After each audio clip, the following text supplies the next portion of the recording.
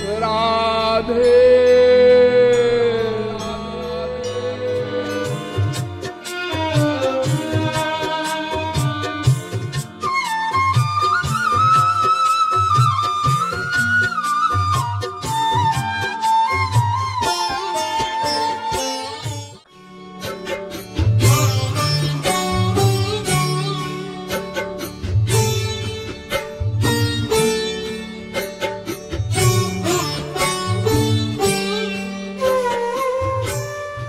भगवान के लोक में चाहे वैकुंठ हो, गोलोक हो, वहाँ तो महापुरुष सदा उनकी स्तुति करते रहते हैं, क्योंकि वहाँ सभी महापुरुष हैं।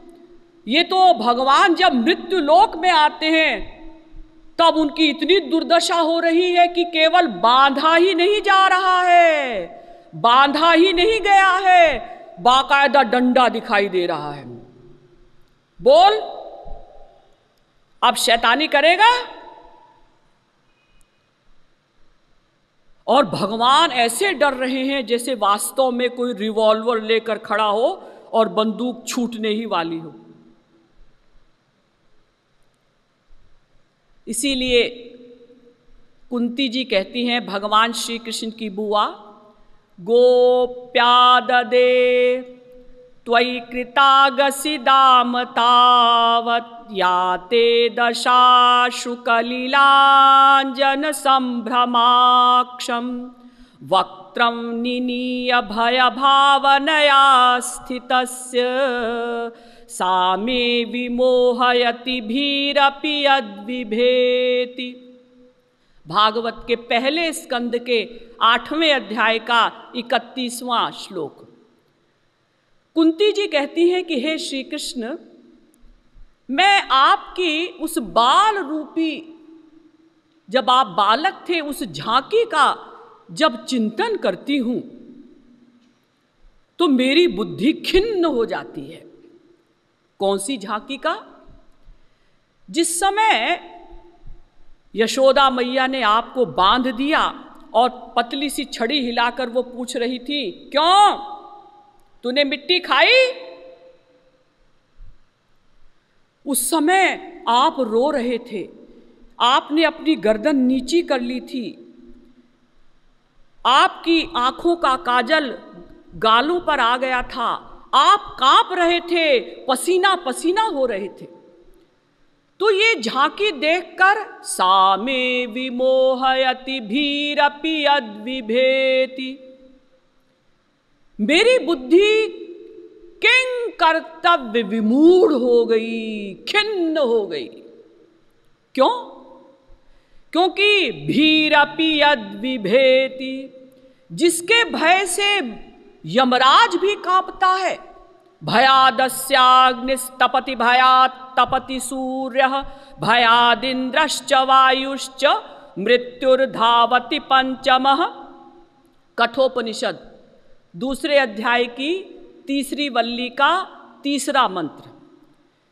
भगवान के भय से अग्नि तपती है, भगवान के भय से सूर्य तपता है, भगवान के भय से वायु और इंद्र अपना अपना काम करते हैं, और भगवान के भय से यमराज भी कांपता है। मृत्युर्यस्योपसेचनम, कठोपनिषद 1 अध्याय की 2री वल्ली का 25वां मंत्र। मृत्यु भी जिसका कलेवा है। कलेवा किसे कहते हैं? जैसे आप रोटी खाते हैं, चावल खाते हैं, तो उसमें तरकारी वगैरह मिलाते हैं ना, तो तरकारी जो मिलाते हैं उसे कहते हैं कलेवा। तो भगवान किसे कहते हैं? उसे कहते हैं कि मृत्यु भी उसका कलेवा होती है। ऐसे आप और एक बुढ़िया की पतली सी छड़ी से इतना डर रहे थे, कांप रहे थे, तो ये झांकी देखकर मैं तो खिन्न हो गई।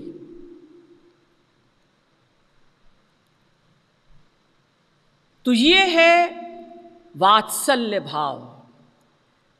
तो आप लोग सोचते होंगे कि भगवान डर रहे थे, अरे जिसके भय से यमराज कांपता है वो भगवान पतली सी साटी से डरेगा?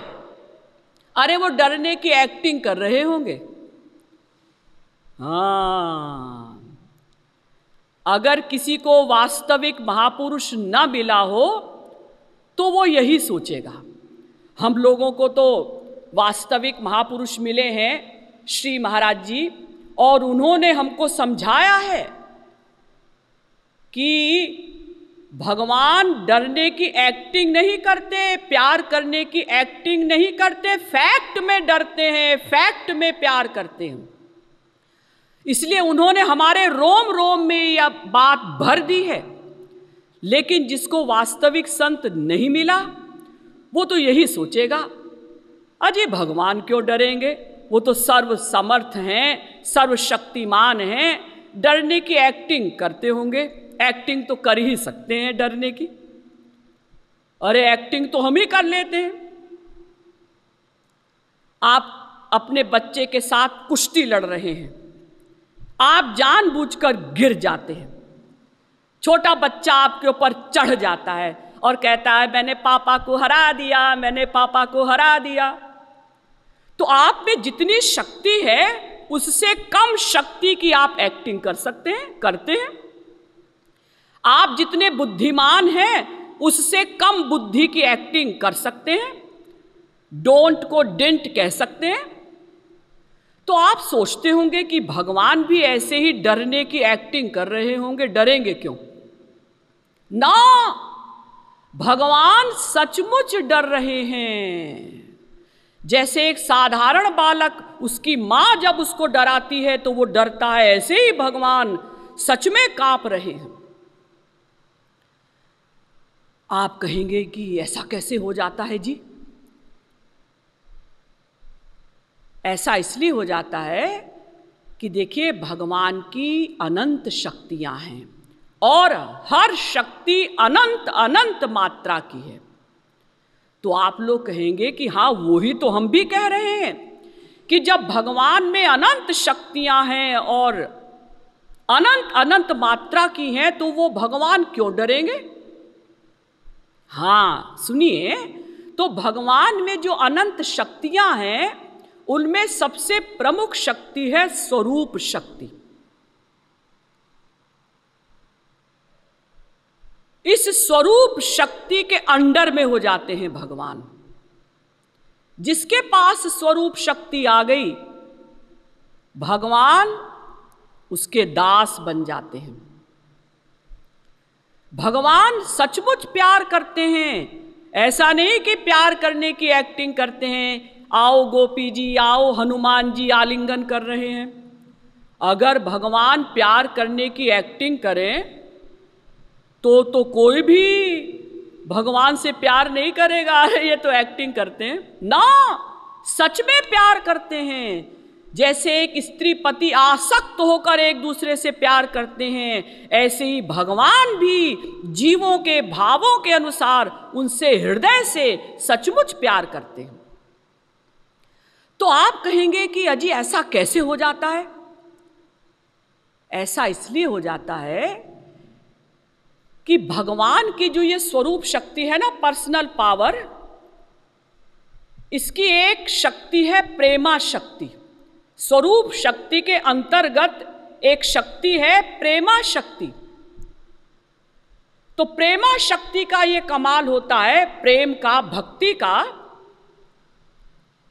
कि जिसके पास भक्ति आ गई तो भगवान अपने को भूल गए। क्या मतलब? मतलब देखिए, भगवान की जो प्रेमा शक्ति है उसके अंडर में है ज्ञान शक्ति, और ज्ञान शक्ति के अंडर में है समस्त शक्तियां। तो जिसके पास भक्ति आ गई, प्रेम आ गया, जिसने ईश्वर प्राप्ति कर ली, वो भक्ति प्राप्त कर ली, तो उसके अंडर में हो गई ज्ञान शक्ति और उसके अंडर में हो गई सारी शक्तियां। तो प्रेमा शक्ति के सामने ज्ञान शक्ति लुप्त हो जाती है, सुप्त हो जाती है। जैसे आप संसार में भी देखते हैं ना, भले ही कोई व्यक्ति IAS ऑफिसर हो, डीलिट हो, PhD हो, जब वो अपनी माँ से प्यार करता है, बाप से प्यार करता है, अपनी स्त्री से प्यार करता है, तो जब बहुत प्यार उमड़ता है तो हाथ पैर ढीले हो जाते हैं, बुद्धि शून्य सी हो जाती है। अब उसको ध्यान नहीं रहता कि मैं IAS ऑफिसर हूं, मैं जज हूं, मैं कमिश्नर हूं। इसी प्रकार से जिसके पास प्रेमा भक्ति आ गई, वो दिव्य प्रेम जिसको मिल गया, तो ज्ञान इत्यादि शक्तियां सुप्त हो जाती हैं। जैसे आप लोग गहरी नींद में जब सोते हैं तो आप कितने ही काबिल हो या अंगूठा छाप हो, अब वो जो आपके अंदर ज्ञान है उसका कोई रिएक्शन नहीं होता। अब ना इंद्रियां वर्क कर रही हैं, ना मन वर्क कर रहा है, ना बुद्धि वर्क कर रही है, आप गहरी नींद में हैं। इसी प्रकार से प्रेमा शक्ति के सामने ज्ञान शक्ति भाग जाती है। जब ज्ञान शक्ति भाग गई तो भगवान भूल गए कि मैं भगवान हूं, मोहित हो गए। भगवान फिर भक्त के सामने अपने को भगवान नहीं मान पाते। वो भक्त जिस भाव से उनसे प्यार करता है उसी भाव से वो उसको प्यार करने लगते हैं। यही तो कारण था कि वो श्री कृष्ण जो इतने सुंदर हैं, जिनके ऊपर करोड़ों कामदेव न्यौछावर किए जा सकते हैं, अनंत कोटि कंदर्प लावण्य युक्त जो श्री कृष्ण है, वो गोपियों की सुंदरता को देखकर मोहित हो गए। अरे गोपियों की सुंदरता क्या थी? हाड़ मांस का शरीर, पंच महाभूत का कूड़ा कबाड़ा गंदा। अरे संसार वालों की सुंदरता देखकर तो स्वर्ग के देवता भी मोहित नहीं होते, और भगवान मोहित हो गए गोपियों के शरीर को देखकर। हाँ, वो शरीर को देखकर मोहित नहीं हुए, उस गोपी के अंदर जो प्रेमा शक्ति थी, उस प्रेमा शक्ति के कारण भगवान भूल गए कि मैं भगवान हूं। और जिस प्रकार से एक प्रियतम अपनी प्रेयसी को प्यार करता है, उस प्रकार से आसक्त होकर प्यार कर रहे हैं।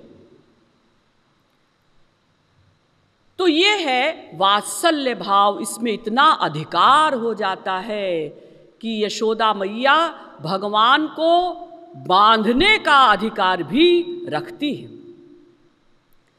लेकिन इससे भी एक और ऊंचा भाव है माधुर्य भाव। वात्सल्य भाव अंतिम रस नहीं, वात्सल्य भाव से भी आगे सबसे अंतिम रस है माधुर्य रस, माधुर्य भाव। इसमें और अधिक एकत्व हो जाता है, अधिकार हो जाता है। स्त्री पति बैठे हुए हैं, वो आपस में कुछ बात करना चाहते हैं, तो उस समय माँ वहाँ नहीं रह सकती, उसे वहाँ से जाना पड़ेगा, चाहे सभ्यता के साथ जाए, चाहे जैसे जाए, क्योंकि स्त्री का अधिकार अपने पति के ऊपर सबसे अधिक होता है। तो माधुर्य भाव की भक्ति सर्वश्रेष्ठ भक्ति मानी गई, यानी श्री कृष्ण हमारे प्रियतम हैं, हम उनकी प्रेयसी हैं। कुछ लोग ये कह सकते हैं कि भाई ये बात बड़ी अजीब सी लगती है कि श्री कृष्ण को प्रियतम मानकर प्यार करो ना। जो लोग ऐसा सोचते हैं वो लोग बहुत ध्यान से सुने। बड़े बड़े महापुरुषों ने भगवान से माधुर्य भाव से प्यार किया। ये गोपियां जो अंतिम सीट पर पहुंची हुई हैं, जहां तक कोई जीव जा सकता है उसके आगे और कोई सीट नहीं है, वहां तक ये गोपियां पहुंची हुई हैं और इन्होंने श्री कृष्ण से माधुर्य भाव से प्यार किया। देखिए, जब भगवान अवतार लेकर आए तो बहुत सी गोपियां तो भगवान श्री कृष्ण के साथ अवतार लेकर आई थी, लेकिन अधिकांश गोपियां ऐसी थीं जिन्होंने प्रथम बार श्री कृष्ण का माधुर्य भाव का रस प्राप्त किया था। ये गोपियां कौन थी? बहुत बड़े बड़े महापुरुष, दंडकारण्य के ऋषि मुनि, जिन्होंने लाखों वर्ष तपस्या की कि हमें श्री कृष्ण प्रियतम के रूप में मिलें। ये पुरुष थे, स्त्रियां नहीं। इन्होंने कामना की, भगवान से प्रार्थना की, तपस्या की कि आप हमें प्रियतम पति के रूप में मिलें। वो दंडकारण्य के ऋषि मुनि गोपियां बनकर आए थे। पुरा महर्षयः सर्वे दंडकारण्यवासिनः दृष्ट्वा रामं हरिं तत्र भोक्तुमिच्छन्सु विग्रहं। पद्म पुराण। ये दंडकारण्य के ऋषि मुनि गोपियां बनकर आए। ते सर्वे स्त्रीत्वमापन्नाः समुद्भूताश्च गोकुले हरिं संप्राप्य कामेन ततो मुक्ता भवार्णवात्। पद्म पुराण।